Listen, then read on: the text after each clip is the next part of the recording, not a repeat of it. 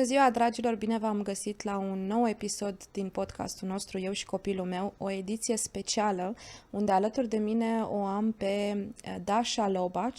Este o mamă ucraineană cu un copil în vârstă de 6 ani care s-a refugiat la noi în țară și avem marea plăcere de a o ajuta în aceste vremuri prin programele de la Asociația Autism Voice, dar episodul de astăzi nu este despre asta, este despre, să zic așa, un pic despre viața ei, un pic despre ce înseamnă să ajungi refugiat cu copilul și despre cum reușește un părinte singur să-și țină copilul fericit chiar și în astfel de vremuri. Și pentru că invitata noastră este vorbitoare de ucraineană, rusă, dar și engleză, podcastul nostru va fi numai în limba engleză și o să-mi permit acum să trec la această limbă minunată ca să putem comunica. So, hello everybody. This podcast is a special edition. I have with me Dasha Lobach, which was very grateful to come and speak to us about what is life as a refugee in Romania, but more importantly, how does a mother cope with her child to make him feel positive. Dasha, thank you for being here today. You're welcome. I'm happy to be here. Thank you to invite me. My first question is, how was your life before the war? My life was slow and easy. My husband go to work, I stay with kid at home. We play, we learn, we go to kids garden, to many kids places. I was like housewife, if you know what I mean. Yes. So I stay at home more time. We like to go all together to fishing. Yes, me and husband and kid. Every weekend when it's hot weather, we went to the river and try to catch some fish and wait for this time all winter. And as you know, in February, something changed and we didn't get what we want. Lives it changed. And I hope we will do this again more times. More our weekends together. In February, when Russia declared war on Ukraine, what were you doing? How exactly, what happened? I mean, in that day or morning when you woke up?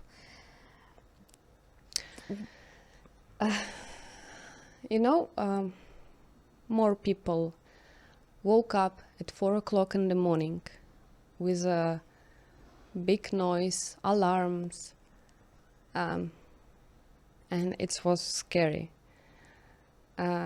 I don't know how I didn't woke up.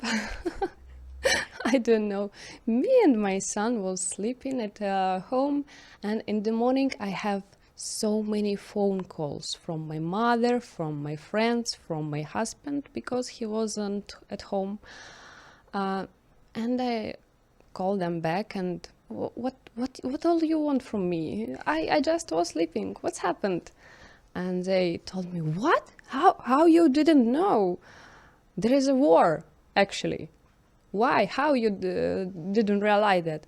And then I turn on TV and see all this news, and I was shocked actually, and didn't know what to say to kid, how to explain for him, because I try to don't lie. If he asks me any question, I will answer straight. A little bit try to feel him comfortable, but I will answer with no lies. So I answer to him, there is a war. There is some people came to our country and decide we live not like they want. So we must to be strong and you have to be a little bit stronger than you are. But everything will be okay. We're gonna be okay. And you mentioned your husband wasn't with you. Where was he? And Work. at work. Okay. And how did you decide? So how exactly did it happen that you fled the country and came to Romania? We stayed like for 1 week or a little bit more with all our baggages ready to go to shelter or somewhere for first time. And we hoping it will finish. It's just for 1 day, for 2 days. They will decide. But we see it doesn't finish. It's came and it's become more aggressive, more destructive. So my husband told me, don't wait for me. I must to be here because I'm a man. I'm supposed to be your shelter. I will be here to defend.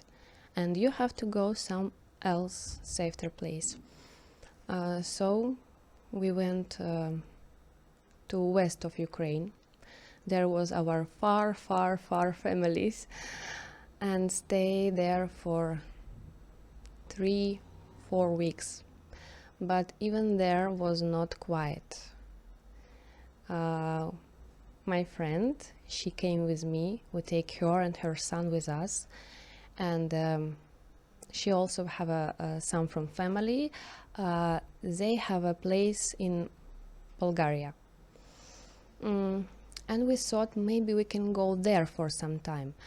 But also it's expensive. When you don't have a work and you don't have a place where you can work, it's expensive. Then we came to Romania, like a transit. Mm-hmm.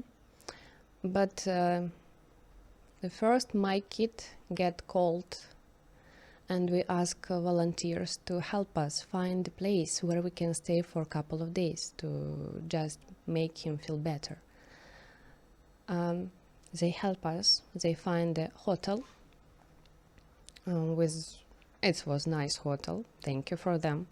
But after a couple of days, my friend's child also get illness. So we ask more few days. But this hotel was already full, so volunteers get us to another hotel. And also it wasn't enough for us. The short time to staying, but kids are not good for time. So they move us again to another hotel. We ask again volunteers, please, we don't know what to do. Don't have much money to take a room by ourselves. Don't know where we are actually. Then we write to chat, usual chat where Ukrainian people talks and help each other. We ask about help. Maybe someone knows someone. And then, I don't know, maybe it's from God, we find you. And it was nice time when you came to place and just stay, rest, with no thinking what I have to do tomorrow or tonight, where I can get medicine, where I can ask for doctor. I just can stand, be quiet, rest, breath, and care about kid. And in all this period, from hotel to actually from Ukraine to transit to hotel, another hotel, how all these influenced Miron? Your son, I mean. We try to make them feel like this is adventure. This is some kind of traveling, new experience. We don't speak about war. We just speak about, oh, look, what a beautiful building. Look, what a beautiful place. We try to make them feel like we are not running. We're just on vacation. A pretty long vacation. Yes, pretty long vacation, and we don't know when it's all finished.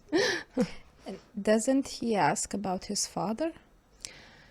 At first time he asked about him every day, both of them, my and my friend. And there was one situation not long time ago. We were at hospital, and there is more people, families, and he see like one father playing with his son, small one, and I will never forget the face of my son. He tried to turn off me and for everyone, and trying to don't cry. He trying with all power what he have, and I asked, what's happened? Why are you sad? He told me, I want my father now, in a minute. I want to play with him, I want to see him, I want to hug him. I don't want anything. I want to go home. We spoke to him by phone every time, but it's not enough. Miron also asked me why he stayed there, why he can't come to me. I explained, he is a man, he have to defend our home, our country. And he told me, Mom, me too, I'm a man, why I'm here? I want to help my father. We decide he will, but a little bit later, when he will grow up with, he will be strong, good man, good kind of man, and then he can stay there and defend his family. So every day is like a simulation of adventure. Yes. And when there are moments where the adventure doesn't seem like such an adventure, what do you do as a mother to keep him from being sad or lonely? Because he is alone. He doesn't have kindergarten, he doesn't have friends. He is just you and him with no other family. What do you do then? We hug each other. We just hug each other and hold for a while.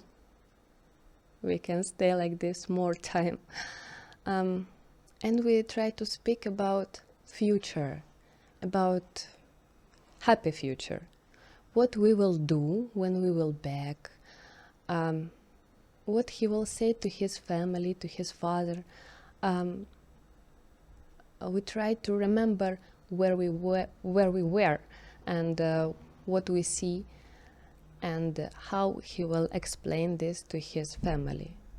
And we stay like this, and he came quiet, and then, like kids do, it's like, and he already ran.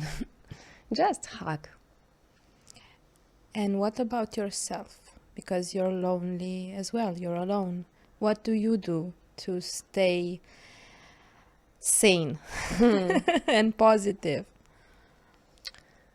I think for all mothers, the main thing, it's the kids. I look at him, I see he is safe, he is happy, for some kind of happiness he have this. There is no alarm, there is no bomb. He have what to eat, he have toys. It's make him happy for some way. So when I'm sad and I won't go home, I have this time, every time actually. It's it's okay, but home waiting for me. It's my place. And when I have this time, I look at him and I become happy because he is. I don't need anything else. Nothing? Nothing. Just he is happy. Is this the same attitude you had before the war? Of course, I have to be sure he is happy. He have everything what he needs, and so I am happy. But of course, like all normal people, I have some my needs. My husband, we so close with him, like of course like a husband and wife, but more like a friends. We helping each other emotionally. I missed him so much. I need his energy, if I can say so. I missed my parents also. I'm not normal mom. I'm a gamer. You're not a normal mom. Okay, what is that? What does that mean? All moms like to do something to home, go to work, care about some flowers maybe. I like to play. I like to play games. I miss it. Any special game in particular? Oh, I love Warframe. Okay. Yeah. So I miss it a little bit, but it's okay. I can handle it. I think this is one of the main answers in why you seem very okay, because deep down you're a gamer. Yeah. So you take every day like a game. Well, of course, not Yes, literally, yes. but Yes, we must survive. We must, or this will not mean anything. We must survive and wait until everything will be okay, and we will. Everything will be okay. I'm sure. yeah, I'm sure as well. When you meet other Ukrainian mothers, because you do via chat Yes. or in different contexts, how does it feel, people saying you're a refugee? We try to think positive way. We're not some different kind of people. We are like we are. We just for some time have to do some different things from our usual things. We are okay, we are normal, we just need a little bit help. And also we help each other, Ukrainian to Ukrainian. Before I can't say we could help like this. This war is terrible, but also it makes us more closer. We're trying to help each other. We're trying to do something better, bigger, and helpful. It's quite extraordinary that you see the good output of a really, really bad thing. But I have to agree with you, because this is something that is happening in Romanian society as well. I don't know if in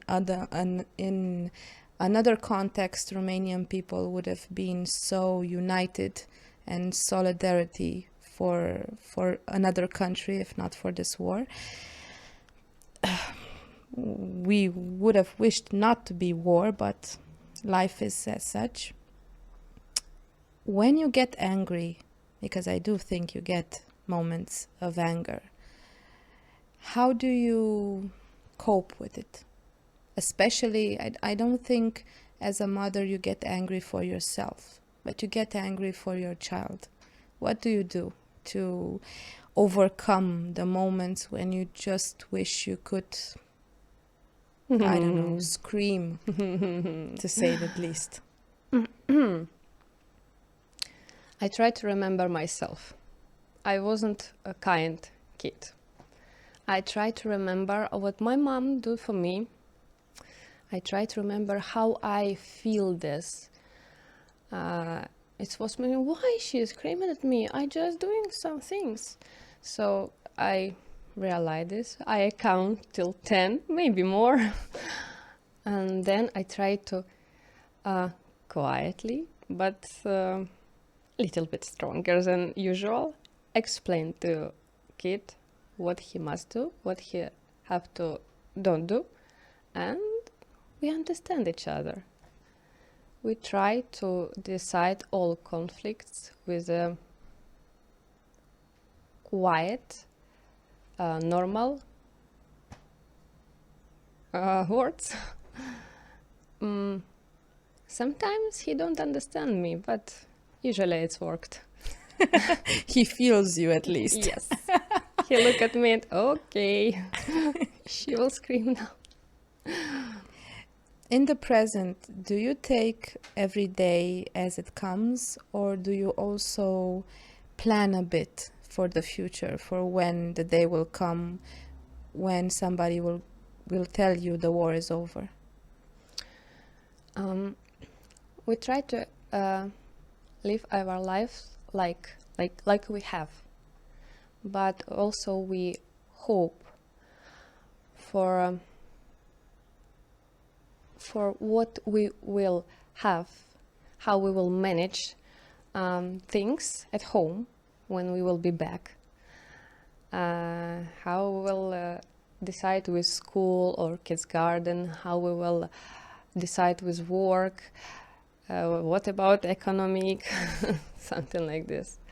But when you think about these things more, you became sad a little bit, because there will be more work to do to make everything normal. So when you think about this, it must be a part, small one, for your future and more good things for your now. I have one more question, or maybe two, but let's start with one. What, you're being in Romania about 2 months now? Yes, almost. Almost 2 months. How do you see Romania and the Romanian people?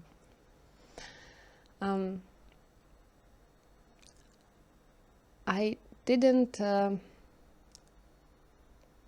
know the people here can help so much. Neither do we.